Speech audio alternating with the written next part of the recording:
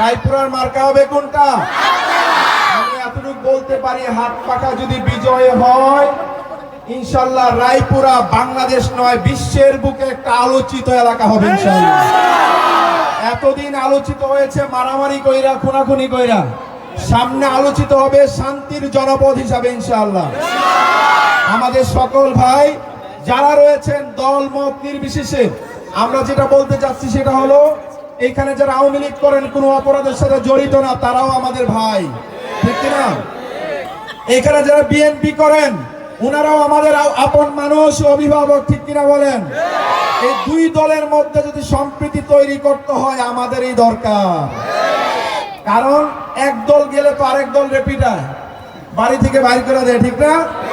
মাঝখানে যদি আমাদের দুই দলকে বন্ধুত্ব করাতে হয়, মাঝখানে আরেকজন দরকার আছে না? তাহলে সেটা মার্কা কোনটা? একটু জুড়ে বলেন, রায়পুরাবাসীর মার্কা কোনটা?